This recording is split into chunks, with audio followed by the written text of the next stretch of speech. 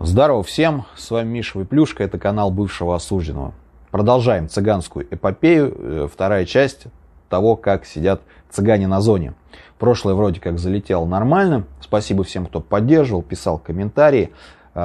Подписочка на канал, нажать в колокольчик и поставить лайк. Это несложно, это бесплатно, я договорился, лайки цыгане не украдут, все ништяк.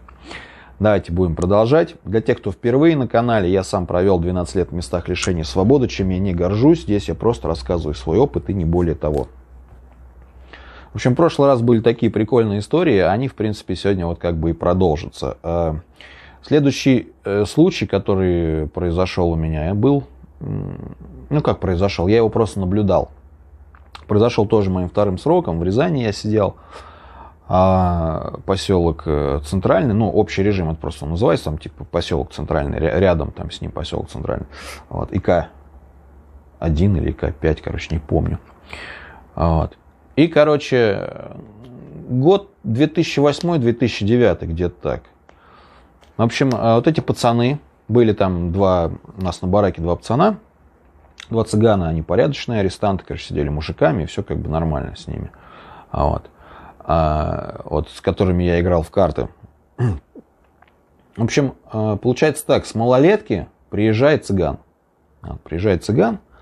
И он, в общем, получается, был на малолетке обиженным. То есть, петухом стал. И, естественно, как бы, когда он поднялся на взрослую зону, естественно, его тоже отправили в петушатник. Вот. Но, повторюсь, у цыган как бы есть такая вот канитель, сплоченность. То есть они все равно, неважно там, кто кем сидит, они сидят вот как бы всеми, и блатными, и мужиками, и красными, и петухами, короче, есть. Вот, как бы, они все равно между собой все общаются, друг друга поддерживают. И вот, короче, этим двум ребятам, которые сидели мужиками, видимо, стало жалко вот этого пацана, который приехал с малой, что его, короче, загнали типа в петушатник. Вот, кстати, забыл сказать. Заглянув в описание, найдете мой инстаграм, ВК, там можете тоже писать, обращаться. Мой второй канал, ТикТок и много-много чего интересного. Обязательно посмотрите. И, в общем, короче, я постоянно просто видел, помню, что на проверке они постоянно с ним там шкуру терли. Что-то с ним ха-ха, хихи, там что-то ржут, стоят втроем, там, типа, что-то его там подогревают сигаретами, как бы, словом, никто ничего не говорил, потому что, слышь, типа, вы что там с петухами шкуру трете, все прекрасно понимают, что, как бы, вот это вот их такая сплоченность, и их там, как бы, и так не очень много в зоне, общаются, поддерживают, да и поддерживают, они же там с ним с одной кружки не пьют и так далее. Вот, и, в общем, в один прекрасный момент они приходят, а я как бы тогда вот с этим блаткомитетом там шкуру тер, я как бы там рядом был при всех вот этих вот делах, то есть я там постоянно общался там с смотрягами там и со всей прочей билибердой. Вот, и, короче, вот у них была у блатных там в бараке секция такая маленькая, я там тоже постоянно тусил. Она была на 3-м этаже, я жил на 2-м, короче, вот. И, в общем, сидим там что-то время... по-моему, часов 10 уже, после уже вечерней проверки, уже ближе к отбою, я помню. И приходят эти два типа, а этот крендель уже в зоне, обиженный, он, короче, наверное, неделю где-то в зоне, он живет в петушатнике. И приходят эти два типа и говорят: слушайте, такая фигня, мы хотим, типа, поднять вопрос, чтобы его, типа, перевели, типа, мужики. Вот, типа, его там по малолетке, что-то как-то по беспределу, его там, типа, не жахали, ничего, там, просто его, типа, там, загнали и так далее. Вот, а мы, как бы, тоже все, весь там блаткомитет, который был, вот в этой секции, там, и так далее, они в основном все тоже были на малолетке. Не в основном все там были, Валера, Захар. Валера был на зоне на малолетке, я и Захар, мы были там на тюрьме на малолетке. Вот, и еще там пацаны были, я не помню, сидели они на малолетке. Короче, смотряга за бараком был на малолетке на зоне. И он им говорит, ребята, вы что, гоните? Как бы, блядь, даже если так, что его там, он здесь уже, как бы, неделю живет в петушатнике. То есть, как бы, ладно бы он приехал и в этот же день сразу бы поднял вопрос, там, не знаю, кому-то бы отзвонились, там, каким-то там блатным, там, который там покруче, да, там, серьезный, типа. Но он же как бы здесь уже живет, все, как мы сейчас у всех, как бы здесь его там Как себе вообще это представляете? А им, короче, по барабану, они гнут свою линию, там, типа, ну ладно, там, туда-сюда, ну что нам надо туда-сюда отзвониться. Вот, и, короче, на Стенькина, на соседней зоне в то время сидел, короче, серьезный авторитет, не буду его называть, то есть он говорит, давайте звонить, говорит, ему, короче, вот, эти ребята говорят. А они пришли вместе с ним, этот крендель стоит, как бы, и сидит, и молчит. Он такой худой, у него фуфайка такая огромная еще, я помню, как плащ, там, на 10 размеров больше. Он такой стоит, и, ну, он что-то там пару слов там сказал, ну, бля, меня там, ну, по малолетним, ни за что, там, типа, беспредел. Ну, а как бы такая ситуация, они говорят, типа, давайте звонить авторитетам, говорят, как бы, ну, им не вправе никто отказать. Ну, типа, ваше право, звоните, как бы, но только это, ну, на громкой связи, типа, чтобы все слышали, чтобы, ну, не было такого, там, как бы, что вы через голову прыгаете, чтобы мы тоже присутствовали при разговоре, там, и так далее. Ну, и все, они звонят в эту соседнюю зону, там этот дядька, короче, поднимает трубку и так далее, вот, начинают, короче, они разговаривать, это, ну, там, типа, вот этот вопрос, там, и так далее. Вот. И, а дядька, видимо, уже такой сидевший и прошел много чего. Он говорит, ну, ладно, говорит, я все понимаю, все-таки там малолетка и так далее. Говорит, а в какие, говорит, года он там что сидел, короче, говорит, ну, вот, говорит, он сейчас, типа, приехал, вот, недавно, там, вот, сколько он просидел, говорит, 2 года, типа, на малолетке, там, ну, грубо говоря, там, с 2006 по 2008. Он говорит, ну сейчас, короче, говорит, надо пробить, типа, за человека, что за ситуация у него на малолетке произошла. Такой там кричит, говорит, слушай, кто там сидел на малолетке там в те года, там, вот там-то, там-то. И там тоже какие-то, там тоже, ну, которые рядом с ним там были, там, шпана, малолетки, ну, молодые пацаны подходят, говорит, ну я там сидел, там что, слышишь, такой голос хриплый такой. Слушай, говорит, ну вот, поди-ка сюда, давай. Ну и включают на громкую и говорят, вот, говорит, есть, короче, человек здесь, говорит, это, ну, и этот авторитет такой, говорит, ну, все это озвучивает, говорит, вот, говорит, пришли ребята, говорит, там с центрального звонят, хотят человека поднять в общую массу, вот, за такого-то просит. И этот крендель, который там, вот, которого он позвал, такой, говорит, чего? Вот этот, говорит, он, говорит, там, а что, говорит, его еще не убили? Говорит, ты, говорит, знаешь, он, говорит, там крысил, он у пацанов там типа крал, он был сначала в активе, там пацанам носы ломал, говорит, вообще, короче, был активистом там лютым. Вот, ломал носы, короче, там, и орет такой, там, Костя, там, иди сюда, ну, там, слышно, короче, там еще другого подтягивает. Тут, говорит, блядь, за этого вон там мазу тянут, он на центральном сидит, короче, там, туда-сюда. Помнишь его? Это, говорит, да это, говорит, вообще, короче, конченый, он, говорит, такой... Пока вот это все говорят, то есть, ну, вот это там начинается ор, один из тех цыган, который пришел за него мазу тянуть, просто уходит, короче, уходит, чувствует, что запахло жареным. Вот. Начинает там, слышь, да ты там, ну-ка, позови его сюда, там, к трубке. Он говорит, слышь, ты что там пришел, что-то качать? То есть, а там, короче, случилась такая фигня. Он вот был в активе, там измывался, издевался над пацанами, но потом он что-то нахеровертил там еще и вот среди своих, среди красных. То ли у них что-то спер, то ли что-то сделал. Они, короче, его за это там каким-то способом, я уж точно не помню, но загнали, короче, в петушатник вот таким, опустили его ниже плинтуса. Говорит, ты что там, типа, туда-сюда, ты куда газуешь там, ты помнишь меня там такого-такого? Он там, не, я ничего не помню, там, я не я, там, жоп не моя. Тут второй, говорит, ладно, говорит, пацаны, я пошел, короче, говорит, ну, типа, мы ему хотели там, ты куда ты пошел, ты пришел качать там, типа, за него. Он так, что-то мне надо позвонить, то есть, короче, остается среди нас тут один пиздюк. И мы сидим там, типа, туда-сюда, он говорит, бля, а там уже там как бы серьезно настроен, там пацаны говорят, бля, вшатайте его, мы на малолетке его не могли вшатать, говорит, никак, потому что нам активисты не давали, и менты, говорит, а он, говорит, типа, беспредельничал туда-сюда, там, типа, вот. Нам как бы его лупить было не очень охота, потому что зона и так уже краснела, и менты гайки закручивали, как бы мы понимали, что лишний раз кого-то вот бить там за дело, без дела, тоже чревато последствиями.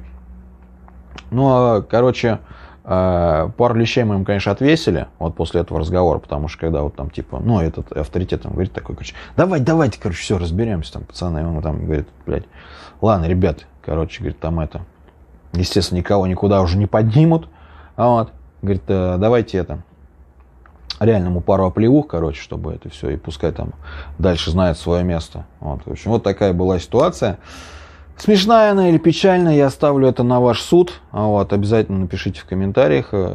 Там еще есть история, я еще запишу одну часть, скорее всего, если вы мне как бы дадите обратную связь про Псков. На Пскове там тоже были цыгане, много их было, блин, там было много чего интересного. Они там все имущество ментовское попродавали в зону. Вот, бухали там, песни, пляски устраивали.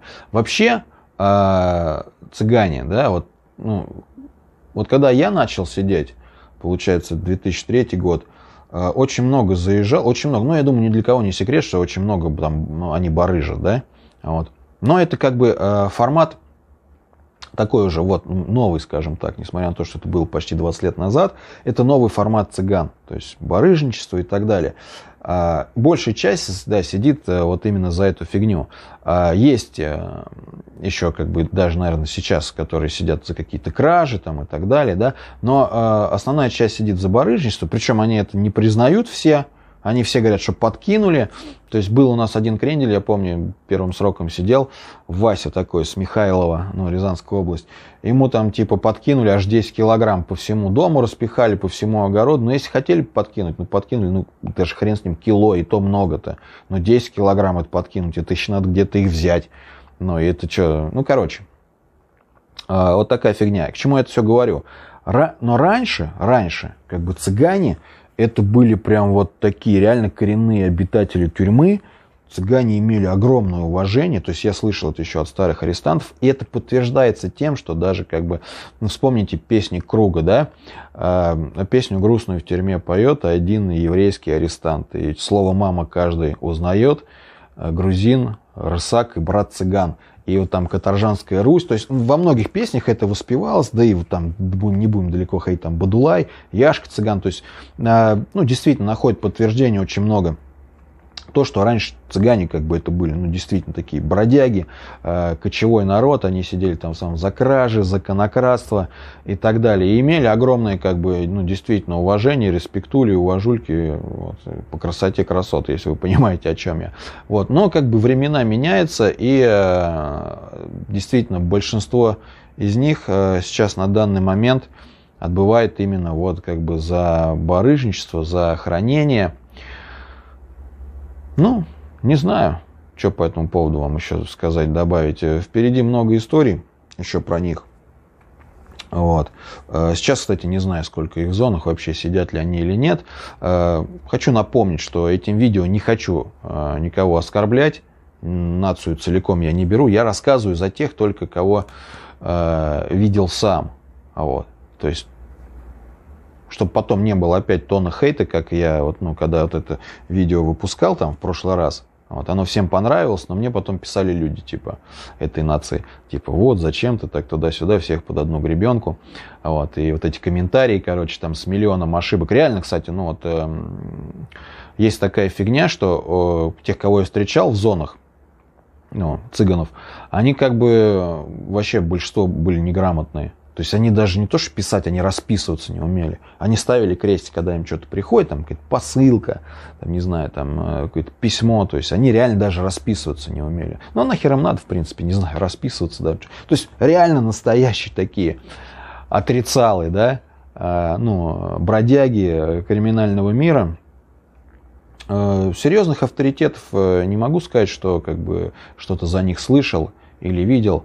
Ну, видимо, не знаю, как-то это обошло их стороной. Но в принципе, в целом, как бы цыгане себя в зоне чувствуют неплохо.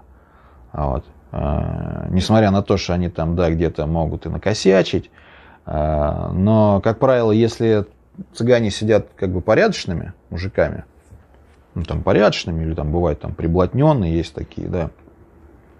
От них очень много там пользы, на самом деле. То есть они вот именно тот контингент осужденных, которые вот прут до конца, газуют, там, с ментами рамсят, там, то есть, ну, такие, нехрена им терять особо, то есть, ну, реально, как бы так. И, ну, есть, конечно, вот кто уже пошел там по красной, по петушиной вот этой дороге, естественно, они там не газуют, ничего, были красные среди них, в общем, допустим, я помню, был тоже в Рязани у нас чел один, такой здоровый, блин, тоже цыган, не помню, Боря, что ли, его звали. Вот, он, короче, жил что-то нормальным мужиком, порядочным, а потом раз в один прекрасный момент пошел и решил, короче, работать на ментов. Но это тоже считается типа как красный, сварщиком. Вот, сварщиком он работал. Вот эти все должности, кстати, если вы не знаете, если вы думаете, что красные это те, кто только ходит к ментам и стучат, там суки, нет. Электрик, слесарь, короче, хозобслуга вся, это тоже все красные. Все, кто работает в столовой, красные. Бригадир производства, все это красные должности. И, в общем, короче, этот парень решил стать сварщиком. И что-то я не знаю, с чего он так вдруг переобулся. До этого был абсолютно нормальным пацаном, обычным зэком. И по итогу он заварил вообще всю зону. Вот, понимаете, раньше заборы были невысокие, и было много дырок, короче, в заборах, чтобы можно было из отряда в отряд что-то передавать, даже можно было пролезть. А вот он пошел туда работать, и вот что-то так он загорелся, что он заварил реально все эти заборы стали выше, он позаваривал все эти дырки. Не знаю, его это была инициатива или нет, но менты ему дали такую охеренную поддержку, что у него на его месте рабочем даже была ванна, представляете? У него одного в зоне была ванна, а это там пиздец какая роскошь. Ванна у него была, представляете, у него был там свой кабинет какой-то, где у него там было там еще и душевая с ванной. Не с джакузи, конечно, там, не знаю, телку он там порол там или кого там, петухов или не петухов. Вот. Но, как бы, вот такая фигня. В общем, он когда такое стечение обстоятельств, что как только он стал сварщиком жилой зоны, он заварил вообще всю ее. Вот как-то вот так вот бывает. В общем, из крайности в крайность, ребята. То есть, либо они, если они живут порядочными, они прут до конца, до талого. Если уж стал красным, тоже. Горел сарай, гори и хата, все, буду козлить по полной. В общем, вот как-то так. Ладно, впереди еще у нас есть много нормальных таких историй, веселых, ржачных про цыган, как правильно, не знаю. Думаю, еще одну часть я сделаю, если вам понравилось. Обязательно ставьте лайки, подписка, все дела, комментарии. Ребят, всего доброго, не занимайтесь никакой фигней, слушайте мои истории, мотайте на ус, но просто как вот формат аудиокниги. Давайте, берегите себя, увидимся.